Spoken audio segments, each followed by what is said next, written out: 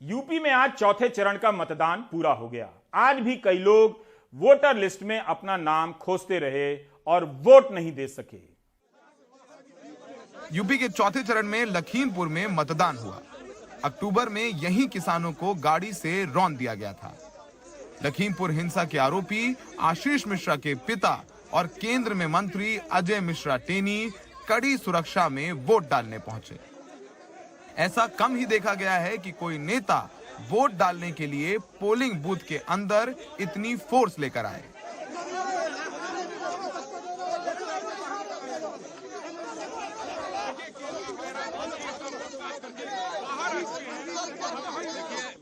बुधवार को लखनऊ की 9 सीटों पर भी मतदान हुआ, जिसमें कई दिग्गज वोट डालने पहुंचे। 2017 में लखनऊ की 9 सीटों में 8 सीटों में बीजेपी ने जीत दर्ज की थी। सभी नेता वोट डालने के बाद अपनी अपनी जीत का दम भरते नजर आए।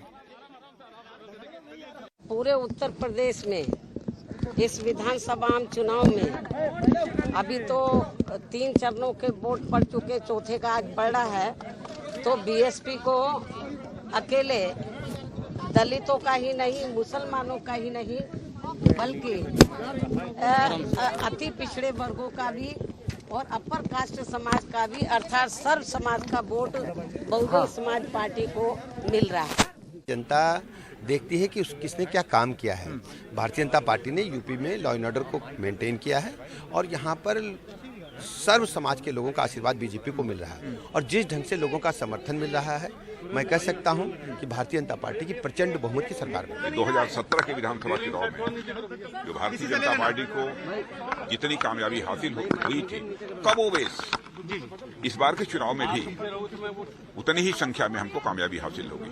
आपने देखा होगा 2017 के विधानसभा चुनाव में जब समाजवादी पार्टी और बहुजन समाज पार्टी दोनों का गठबंधन था, जबकि उस समय बहुत ही सशक्त गठबंधन माना जाता था, तो उस समय भी ऐसे ही दावे किए जाते थे, लेकिन भारतीय जनता पार्टी को शानदार कामयाबी हासिल। लखनऊ की सरोजिनी नगर सीट में लड़ाई सबसे दिलचस्प है। यहां से बीजेपी ने पूर्व ईडी अधिकारी राजेश्वर सिंह को मैदान में उतारा है, तो वहीं सपा ने पूर्व मंत्री अभिषेक मिश्रा को टिकट दिया है। दोनों ही नेताओं ने वोटिंग से पहले भगवान के दर पर हाजिरी लगाई। रायबरेली में भी वोटिंग हुई, जिसे एक दौर में कांग्रेस का गढ़ माना जाता था। यहां से कांग्रेस छोड़ बीजेपी में शामिल हुई अदिति सिंह मैदान में हैं, तो उन्हें सपा के आरपी यादव से कड़ी टक्कर मिल रही है।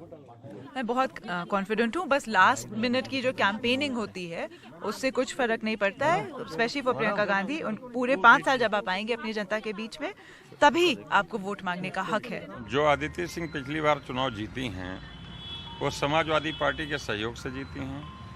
कांग्रेस के ओर से जीती हैं। न वो कांग्रेस की हुई, न समाजवादी पार्टी का एहसान माना, न जनादेश को कुछ माना। सबको तिलांजलि देते हुए भारतीय जनता पार्टी में शामिल हुई हैं। 2017 में चरण की 59 सीटों में से 51 सीटें बीजेपी ने जीती थी। क्या बीजेपी अपना प्रदर्शन दोहराएगी या सपा अपनी खोई हुई जमीन वापस ले आएगी? ये सब 10 मार्च को ही पता चलेगा। ये चरण बीजेपी के लिए बहुत महत्वपूर्ण है। यही वजह है कि जिन 9 जिलों में आज वोटिंग हो रही है, उनमें से 4 जिलों में प्रधानमंत्री मोदी ने खुद रैली की है और हर रैली में प्रधानमंत्री मोदी कह रहे थे कि अगर बीजेपी की सरकार आएगी वापस, तो आवारा पशुओं से किसानों को निजात दिलाएगी। समझिए कि ये मुद्दा बीजेपी को भी पता है कि ग्रामीण इलाकों में नुकसान पहुंचा रहा है। बीजेपी पूरी कोशिश कर रही है 2017 की तरह इस बार भी यहां पर क्लीन स्वीप की जाए। सहयोगी विनीत कुमार पटेल के साथ लखनऊ से सौरभ शुक्ला, NDTV इंडिया।